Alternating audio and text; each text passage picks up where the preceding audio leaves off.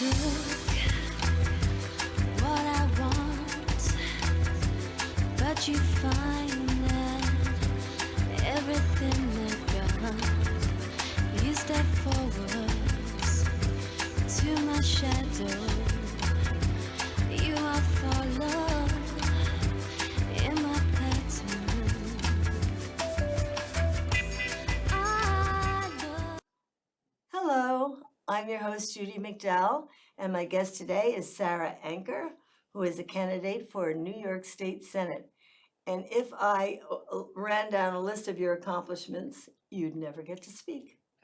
Oh, you go right ahead. No, I want you to tell everybody what all have you done, Sarah Anker, and also raised 3 children. And raise 3 children. Well, I have 3 children, Uh-huh. a 23-year-old, a 28, and a 32-year-old. Oh my And goodness. my youngest, Rachel, 23-year-old, just got her teaching degree, special education, elementary ed.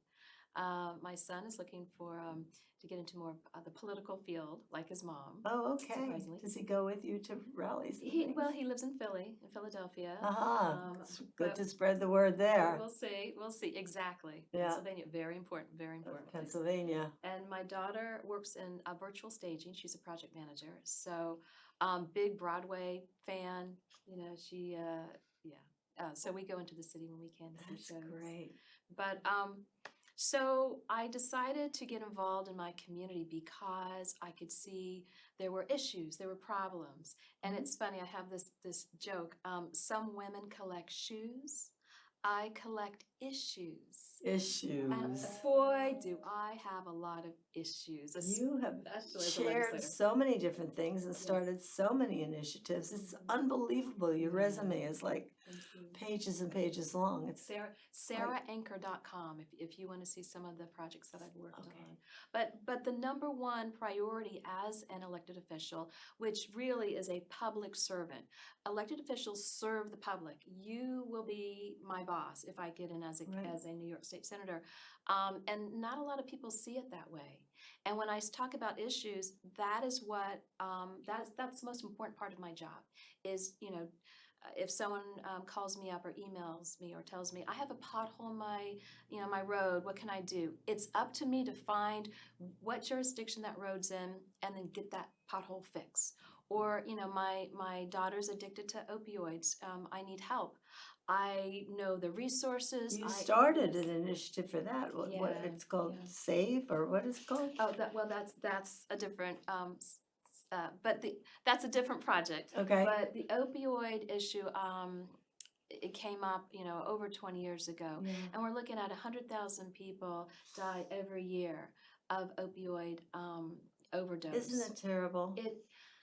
Judy, there is so much more we need to do. There really is so much more we need to do. But I'll talk a little bit about my background and then get into some of my projects and initiatives. Okay.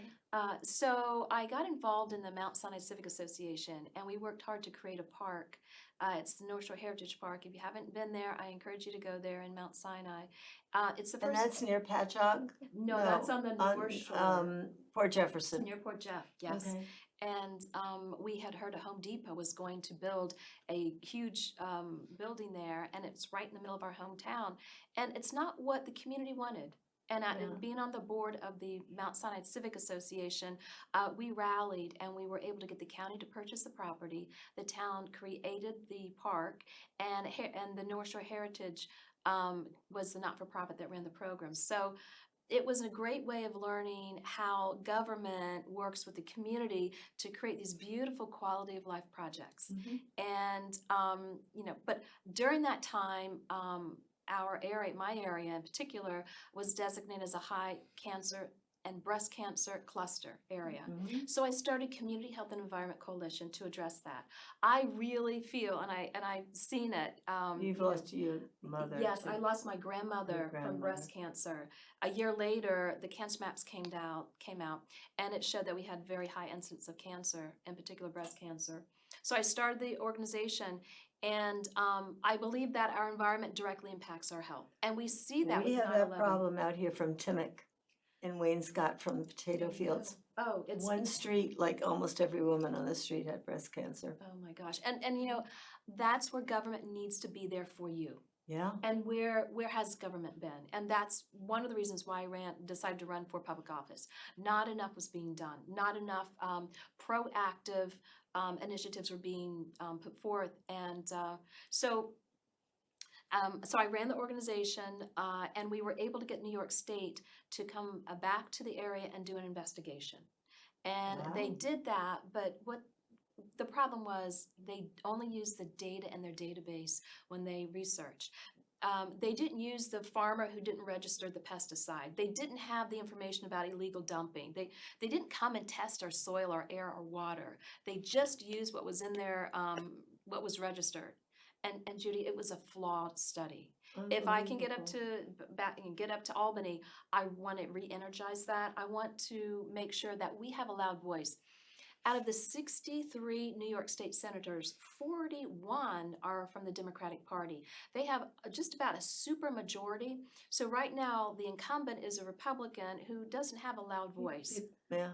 I would be able to make sure that we have more funding to help address open space acquisition, to help address the issue of the high incidence of cancer and disease, to address the issue of the opioid and addiction crisis. There's so much to do, and I have so much knowledge and understanding of how government can work for people, and I want to bring that up to state What level. Kamala Harris wants to do for the people. Yeah. For the people. So I worked towards that, and I had gotten the Women of Distinction for both New York State Senate and New York State Assembly by two Republican elected Woman officials. Distinction of the Year. And Yeah. so I work bipartisan. My slogan is people over politics. It has to be, because Has to be. we waste so much time going back and forth, accusing and it's part of the political campaigning, Well, unfortunately. in Congress, the lobbyists, they're getting money from both Yes. sides, and that's why they can never get anything done. Right. So, but I've been very fortunate to be able to be, proactive, productive. I am pro-choice, unlike my opponent. That's very important to me. I was one of the first founding members here in Suffolk County of the National Women's Political Caucus. That was about 30, my daughter's 32, and she was a baby when I started. So it was almost 30 years ago. I've been a Democratic committee person for 37 years. And I Wow. tease, I started when I was 5. But Yeah, no, I was yeah. thinking you started when you were 8, so No, that's it. I'm That's it. making you older than you are. No, you're good. You're good. But I just hope folks know that you can be part of the solution. You see a Yeah. problem, no matter what it is, get involved. Be part of the Civic Association, which I had always been part of, your school district, your Yeah. historical society, your environmental organization. You can make a difference. I read last fall that Suffolk County used 6.5 million tons of pesticides. Yep. And Gail Pellet, I believe, is one of the founders of the wilding of the Hamptons. And this summer, I always used organic sprays, but I did spray. I have a dog, we play on the lawn, and we got chiggers one time when he was a puppy, and It's called they're not. Integrated Pest Management, IPM. You only use the pesticide when you really need it, Yeah. and that's okay. I didn't do it at all. Yeah. And we had zero insects, the birds, the bats, Right. and the frogs. Right. Took care of everything, and it's called the wilding of East Hampton. You mow your lawn less, you let the weeds grow. I do that. Yeah. I do that. My You don't have neighbors. time to weed, babe. No. I'm a crazy gardener. Oh, Get me good. out. At first I took care of my house, then I became, I took care of my local community, or where I live. And then I took care of Mount Sinai, and then I'm telling you, Judy, there's so much You're a busy beautification. girl. I love Yeah. beautifying things. When Me too, when I you- love when- my when- garden. Yeah, when you have a beautiful landscape, it just makes people feel better. Yeah. And especially a So natural. healthy. Oh, The absolutely. green is so healthy. Absolutely. I started like a butterfly garden. Oh, great. to I was help- wondering if you were a beekeeper, because you're a busy bee. I am. Oh, thank you. Thank you. No, it's a native pollinator garden at actually the park Cool. that I'd mentioned. And it was to try to teach the kids and the parents that we need to have native plants. Yes. because the pollinators need that, the butterflies, the bees. Yeah. And our farmers need these types of pollinators for their farms. So it's really part of the whole economic ecosystem. And it's been those have been great projects to work on. Yeah. So what are your top priorities when you win? When I went, another part, again, I'm going to go back with the background. So prior to being elected, I was the energy director at the town of Brookhaven. Uh-huh. 500,000 residents, and I was able to create the Green Homes Go Solar programs. And we had a 4.5. So the solar roofs on houses? Yes, solar roofs, energy efficiency measures, but we had a $5.5 million grant from the federal government. Fantastic. And it was to encourage people to Go solar. Go solar, become familiar with what it's like to save money when you're saving electricity. Uh-huh. And so I created the energy department at the town. I ran the program, and it was really successful, and it's still going on, at the town. So I brought that over to the county, and I worked on many initiatives with LIPA, with PSEG, National Grid, to try to encourage people to do more to save energy by having And clean energy. clean energy, exactly. Yeah. Energy audits are very important. You can get those done free from PSEG and LIPA. You can, again, saving money by caulking around your windows, putting insulation in your ceiling. I worked with a lovely senior community, Leisure Village, and they have 1,500 units. I found out they were paying up to $1,000 a month for their their small units. For their electricity? For their electricity. And what I found out was, get this, Judy, the community was built in 1972 when the Shoreham nuclear plant was supposed to get fired up and have great, cheap electric energy. That didn't happen. So, but they kept the all electric. So they didn't have oil, they didn't have gas, they didn't have any type of renewable energy source. They had straight electric. So that's why their energy bills were so high. On top of that, they probably, if they were older, they were using electric heaters that draw a lot of energy. Everything, and their energy hair dryers bills, take a lot of energy. everything was going up. But what we found when I brought LIPA and PSEG in there was that the way they were constructed, there was no insulation between their kitchen and their garage. Oh my You may goodness, so it just goes right through the wall. Exactly. Open your window and just let all that energy go out. So we brought them in. I was able to work with LIPA to create a rebate for all electric. They saved tens of thousands of dollars, per unit in electric cost. And now they're paying, maybe So $100 or so. did you spray insulation into the walls, or That's did what they you would open them do. up and Yeah, so they'd spray insulation in? or they would use the insulation that you lay over your roof. You can line But the the wall wall with in between the kitchen and the garage, how did the insulation go into that wall? They would spray that. They would Spray, spray that. Yeah, yeah. So And that works well. And it worked well. And I was hoping that they would become or put the solar on their roofs, but they haven't gone there yet. They're replacing all the roofs Well, over that there. can, even though you get a huge rebate, Yeah. it's still a little expensive. It's like having a Right. tiny mortgage, extra mortgage. Well, right. Well, the rebate covered almost $10,000 of renewable energy Oh, you could probably measures. do it for that. And it was limited. So I don't know if all of the folks were able to do it. But the most important part was having a conversation like we're having right now, learning about this is a huge issue. They were saying, do we pay for our heat, our food, or our medication? We have to choose. They have to make the choices. It's not fair, and government needs to be there I've for been those there. folks. I've been there. I had the health insurance check and the electric, and I dropped the health insurance. My husband didn't even know we didn't have health insurance for 5 years. No, couldn't afford to pay. Couldn't afford to pay it. Well, we were young then. But you hear these types of issues, and I can't help but want to do something more about it. So I've been doing that for 13 years as a county legislator. I was elected in 2011. During a special election as a Democrat in one of the most Republican areas out of the 18 legislative districts in Suffolk County. And the best compliment I get is when a Republican constituent comes up to me and he or she will say, Sarah, I'm a Republican. I've never voted for a Democrat in my entire life, but I I'm voted for voting for you. you. I'm voting for you, and I voted for you, and it makes me feel worth the crazy stress and some of the negative things that we go through when we're running for Yeah. office or when we're in office. But it's great to be able to do as much as I can with the resources that I have with government and help serve right up to the constituent.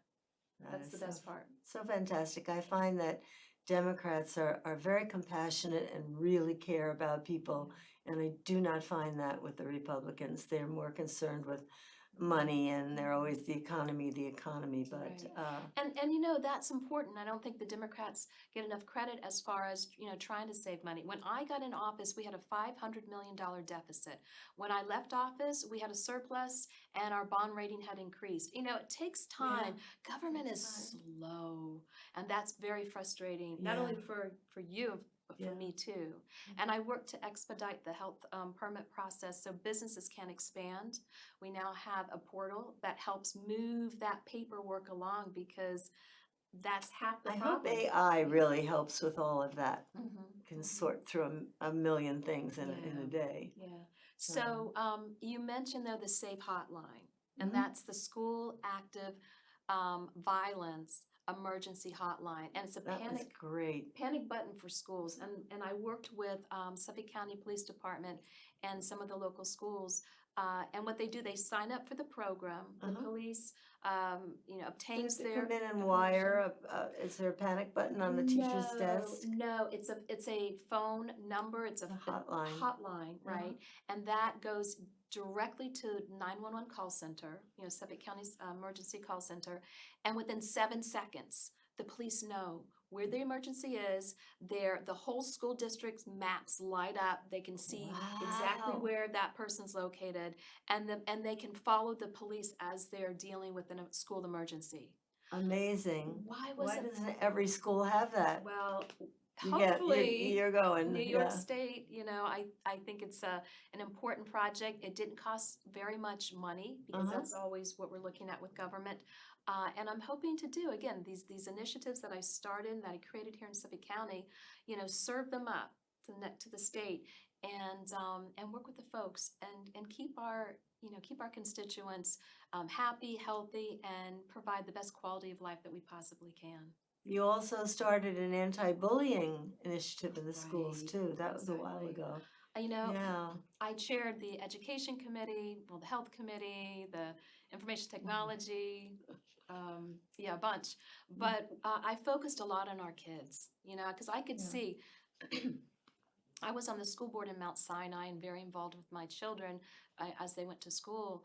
And as I was moving the Community Health and Environment Coalition along, my son, again, he's 28 now, when he was 13 years old, one of his classmates died on the child's couch after he consumed an opioid. He died. By accident? By The parents had opioids around? I don't know. I don't remember exactly how this happened, but And how old? he was Teenager. 13 years old. Barely a teenager. So I knew back then that this was an issue. And when I was elected, I got very involved in creating a committee. It's called Suffolk County's Addiction Prevention and Support Advisory Panel. And we had 30 members of our coalition together. And it was, of course, law enforcement, it was hospitals, addiction advocates, parents, legislators on different levels, state level, county level, and we got together and we talked about what more can Suffolk County do to address this issue. And we worked on many projects, but Suffolk County was the second municipality in the country to sue the pharmaceutical companies. Oh, good. And we got, $20 million. But the problem Doesn't is, shut them down though. They're still cranking them out. I know. There's It's criminal. again, It's so criminal. on a state level, we're gonna do more. We have to do gotta more. put people behind bars. They get it. Right, They have so much money. They give you a big right, settlement and they right. carry on. Well, just recently, the Sackler family, who runs Yeah. Purdue Pharma, who produces oxycodone, it was declared by a judge that they are now liable. But that puts the hundreds of millions of dollars, I think actually it's probably That's billions. I think it was 2 billion Yeah. at stake, because again, this money was supposed to help with the issue. So we'll see what happens with Yeah. that. That company's the worst, boy. Mhm. I mean, in little tiny towns in West Virginia get like Oh. 600 pills a week, and they basically sell them, and I don't know, it's just horrible. Yeah. So we have a lot of work to do with that. Law enforcement, rehabilitation, education. I've been working on that really focusing on for 5 years as I've chaired this panel. And we've have been able to reduce the overdose rate by instituting Narcan and all of the police cars for hospitals. And they give it out for free. To parents, to the kids. And that has substantially reduced the death rate. deaths. But the problem is, people are still addicted. Yeah. So we have a lot of work to do in that Yeah. area. Hopefully they'll come up with AI again, the research on drugs. They'll come up with something that's not synthetic, that's organic, that kids can take, that Absolutely. will kind of slide them over if they have an addiction. Right. We need more rehabilitation centers. We do. We don't need to put more people behind bars. No, Kids, no. Yeah, and I worked with the sheriff, Sheriff Errol Toulon, to reduce recidivism, which it means, you go to jail, you get out, you come back. It's just the cycle of going to jail, by instituting rehabilitation. Yeah. Rehabilitate folks. Instead of jails, they need Exactly. rehab centers. And that's what the county's doing now. It's something I wanted to do 10 years ago. The county had sold the John J. Foley Center, and I was at first surprised because was losing money, and we voted, okay, we're going to sell this because it was an asset to the county that was not Valuable, yeah. not valuable. But then I started working on a project to bring it back to the county, and I called other medical associations, Northwell, NY, Langone, some of these other types of medical institutions to see if they would purchase it to create a rehabilitation center. Well, just this year, the county bought it back. They got it. The county bought it back, and I'm hoping that they will go in the direction of rehabilitation because it's located right by Civic County Jail, out in Yaphank, and it should just be part of the process. I personally feel that the vast majority of folks that do go to jail have either mental health or addiction issues. Yeah. And we need to address that. Yes, we certainly do. Yeah. So what specific initiatives will you do for the Hamptons when you become a state senator? Well, We have a water problem, Oh my big gosh, problem, the yes. water. I know. Yeah. So I want to address the quality of life, and that encompasses all those, acquiring open space, making sure that we keep We've been pretty good about it woods out and here. farms and keeping our water clean, like you mentioned, encouraging people. It's because we have one aquifer. Right. And what happens to the pesticides when people use them? They on their leach lawn? down. Right into the groundwater. Yeah, we don't need to use pesticides. No, I've been a pretty strong advocate of that, even though I wish my neighbors would see, there's a few dandelions in my yard, but it's beautiful. It looks beautiful. fine. And once you mow the lawn, even the crabgrass, it just looks great. People coming over, mow the lawn. But otherwise, let it grow a little longer than usual, and let the grass lay on the lawn as it becomes fertilizer. And even when they spray it, you're breathing it. It gets into your house. It gets into your ventilation system. All your pets bring it in. Exactly. And it hasn't been until 9/11 that people really understand the impact of how long it takes once you're exposed to a carcinogen or a toxic chemical to where it could end up affecting your health. Sure. And it could take 5, 10, or 20 years. Sure. And I think we need to prepare folks for that. We need to make sure that they're aware of Education, Absolutely. there need to be more articles in the paper about the wilding of the Hamptons because the 6.5 million tons of pesticides, that's crazy. That is crazy. And it's out here. It's not, Manorville. And it's the usage of water. Lawns are beautiful, but the forest is really where you want to go. You want to see birds. Yeah. You want to see, the pollinators. We had so many birds this summer. Yes, yes. But there is one thing you need to be aware of are the ticks. The ticks Yeah, have we been. didn't even have any ticks, and we have three Yes. animals that come in. They have their own door, and they come in and out all the time. Right. No ticks. Right. Yeah, my dog has the collar Yeah. because I had alpha gal, so I got bit by the tick where you become allergic to red meat. So Oh, I yeah, could eat red that's- meat. No offense, I love red meat, but I stopped eating that for a year. And then it goes away, and then It goes you can. away. Yeah. So I mean, there's certain things you need to be aware of, when you're, in nature. But there's more importantly, there's a lot of things that you need to appreciate when you're in nature, and you have it It's- right here. Yeah. Right here in East Hamptons, out in the Hamptons. People come to experience what you have right here. Right. Long Island has a $7 billion tourist industry. Oh, I We know. need to preserve that. Our water, our open space, Yeah. our farms, and I will prioritize The that. beauty of nature. It's the best place to be. You Go can't- hug a tree. There you go. Yeah. We have a minute left. Oh, already? What's the most important thing to you? Oh, Get out the gosh. vote Get out right the vote. now. Get out the vote. Right now, people. It's so important. So if I'm elected, Judy, as your New York State Senator, I'll be the first woman ever to be elected to fill that position. And you will be. I hope Yes. so. Go I hope so. blue. Yes. I'm hoping for a blue landslide, so there'll Well, be no question. We're hoping, and know that every vote counts. In 2015, I won an election night by one vote. I want to at least double that. No, I'm Wow. kidding. But yes, it was tough. The night, the day of election, I was out knocking on doors up until Yeah. the last minute, up until 9 p.m. Mm. I got a young girl to go out vote. She voted a few minutes before 9 p.m. That night, I won by Her vote. one vote. Wow. One vote. Yes, people, if you have relatives in Pennsylvania or Georgia or Wisconsin, talk to them. Tell them that the Democrats really care about people. We really do. We get things done for the people. It's Try. go to iamavoter.com and Suffolk County. SuffolkVotes.com will give you all the information. SuffolkVotes.com. Very Yeah. easy November 5th. website. November 5th is Election Day. October 26th starts early voting. So check out the Okay. website so you get times and locations. All right. Well, thank you so much Thank for you. coming. Goodness gracious, you've done so much. So anyway, everybody, live, love, laugh, be happy, get out and vote. Gonna have a blue landslide. Thank you for joining us. Thank you, Sarah Anker, Thank you so much. Judy. Sarah Thank you. Anker for Senate. Thank you. Yay. It's great to have you.